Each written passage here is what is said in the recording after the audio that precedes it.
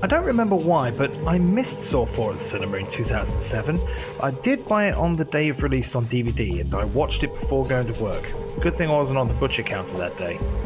Honestly though, what's left to say? Jigsaw and Amanda are dead, so who's left to carry on the legacy? Will this film be about Jeff trying to find his daughter?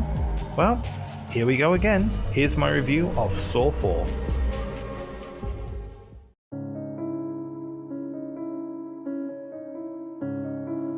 Jigsaw is dead. His autopsy is carried out in a very graphic detail, and a tape covered in wax is found in his stomach. A detective who was present in the chain trap crime scene is called in, and the tape warns that the games have just begun. Officer Rigg is the main focus of Saw 4, as his obsession with trying to save everyone comes at the risk of those around him as well as himself. He and the SWAT team find Detective Kerry, and he bursts in before the room is cleared. Detective Hoffman, longtime friend of Rigg and the detective from the autopsy, chastises him for entering before he should. It should be pointed out that Hoffman and Rigg were both present in the chain trap crime scene in the last film, but played no major role. FBI agents Strahm and Perez enter the crime scene and quickly deduce that Jigsaw has another accomplice. They look into the investigation and Strahm interrogates Jill Tuck, John's ex-wife, and the woman that John hallucinated about during his brain surgery. Via the interrogation, we learn a lot about John's past. Jill was 7 months pregnant and working at a free clinic. John had just found a workshop and was heavily involved in a new housing project with his business partner Art Blank. More on him later. Cecil, or Cecil, a regular at the clinic, robs the place one night holding Jill up at knife point. After accidentally slamming the door on her belly on the way out, she collapses. John sees Cecil run away and takes Jill to hospital, but it's too late. Little Gideon is miscarried. John is distraught and loses all interest in the housing project. He finds out about his cancer shortly afterwards and attempts to take his life, as explained in Saw 2. Jill finds that John is a different man afterwards, and he tells her to stay away. John kidnaps Cecil and makes him his first test subject by having him push his face into knives to release his shackles. Cecil escapes, but falls into a bundle of barbed wire when trying to kill John. Back in the present day, Officer Rigg is kidnapped and made to face his obsession to save everyone. He's told that Eric Matthews is still alive and that Hoffman's fate is linked to Eric's survival. Rigg has 90 minutes to save them. Firstly, he's told to walk away as a woman in a trap has her hair pulled off of her scalp. He saves her, but then she tries to kill him, as there's enough evidence all around the room to send her to jail for a long time for being a pimp. During a scuffle, she falls through a mirror and bleeds out. Rigg then heads to a hotel and lures its owner into a room as instructed by Jigsaw. He forces Ivan, a rapist and assaulter of women who records his acts, into a trap ready-made for him. Ivan must decide to lose his eyes or have his limbs pulled off. Rigg leaves the room as Ivan loses his game. The next test sees Rigg go to a school where he finds a husband and wife chained back to back with long spears impaling them both. She must remove them, which will kill her abusive husband as they are impaled into his major arteries. With the help of Rigg, she survives, and Rigg is given his last clue, which leads him to Gideon Meatpackers. Okay, on to Art Blank. Art wakes up with his mouth sewn shut, attached by the neck to another victim whose eyes are sewn shut. There's a mechanism in the middle that winds them in. Art kills his opponent and releases himself, but finds another envelope instructing him to capture Eric and Hoffman.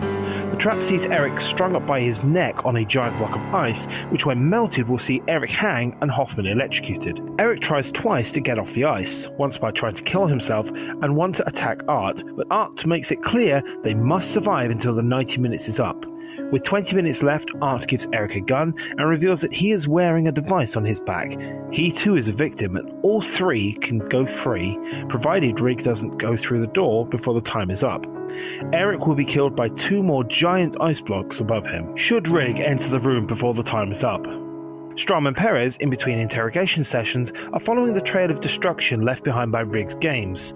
They quickly deduce that Rigg is being tested or recruited. The victims were all represented by Art, and the hotel room was in his name, leading the FBI to believe that he is the accomplice. At the school, they find a puppet and tape player that warns Perez that Strahm will kill an innocent man, and her next move is critical. The puppet's face explodes and leaves Perez in a critical condition. Strahm also heads to Gideon Meatpackers after working out that that's where the lair is. It's also where Jeff from Saw 3 is as the first twist is revealed. This film takes place at the same time as Jeff and Lynn's tests. Strom, using a key sent to him by Officer Kerry, unlocks the room with Jeff and the bodies and kills him after Jeff refuses to lower his gun. Prophecy fulfilled.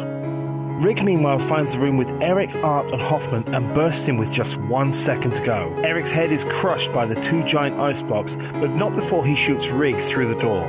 Hoffman is electrocuted and Art gets shot. Art explains that Jigsaw was testing him, and when reaching for a tape player in his bag, Rig shoots him in the head. The tape plays though, stating that Rig failed his test, at which point Hoffman walks over and reveals that he is the accomplice of Jigsaw. Rig bleeds out as Hoffman says, "Game over." Hoffman then finds the room Strom is in and locks him in, keeping his identity safe.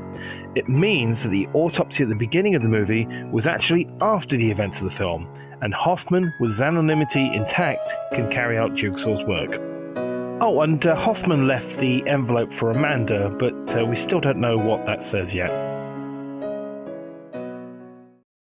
That is quite easily the longest plot synopsis of the series so far. There's so much information given on what's going on now, as well as a ton of information on John's transformation into Jigsaw. Until now, I've glossed over the puppets and pig masks used throughout the series, and it's nice to see these explained. A friendly version of the puppet was constructed for Gideon by John, and the pig mask was first used in Cecil's capture at a Chinese festival celebrating the Year of the Pig. Now, I complained that Saw 3 had not enough backstory and too much gore. This film goes way too far the other way. You could easily have Jill's interrogation and Jigsaw's origin be its own film, so to weave that, an FBI investigation, Rig's trial, and Art's brief backstory together means that a 90-minute movie feels so long and drawn out. The structure is an absolute mess too, with constant switches in time and scenes which sometimes do nothing but set up another scene later. This film has little to no focus. Are we meant to be more invested in John's story or Rig's test?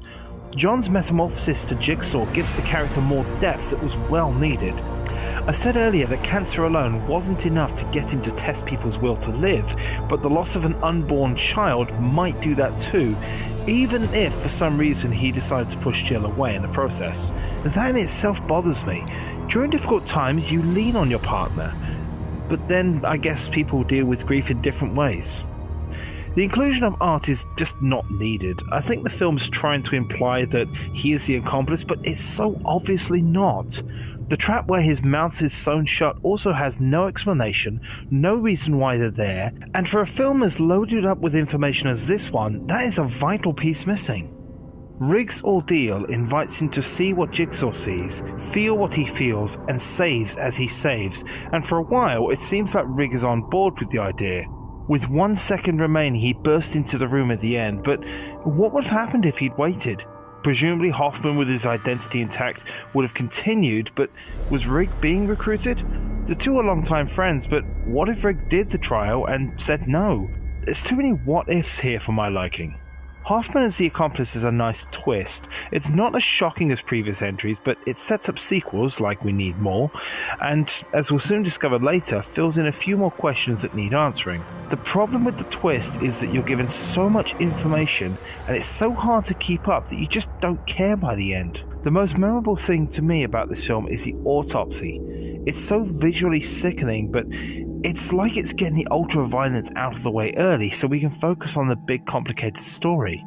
The traps are vicious, sure, but don't have the impact of previous entries. Hair pulling, limb dismemberment, head crushing and impalement are all present, but don't seem as horror-inducing as before. The autopsy scene just couldn't be topped for pure gore. To its credit though, some transitions between scenes are excellently done. For example, after the pimp crashes through the mirror, a tech at the police station brings in a report. It's seamless and a credit to the director and camera crew. All in all though, I don't like Saw 4. This is the hardest to make notes for, and there's way too much information given to make this story enjoyable. It's really ambitious, but it feels like it's setting up more sequels, telling 3 movies worth of backstory and trying to give an interesting narrative all at the same time. And really, what film could do that well? Speaking of setting up sequels, we're now at the halfway point of our retrospective, and I'm fairly certain that this will be the longest video of the lot. How will Hoffman continue John's legacy? Find out in Saw 5. For now though, thank you very much for watching.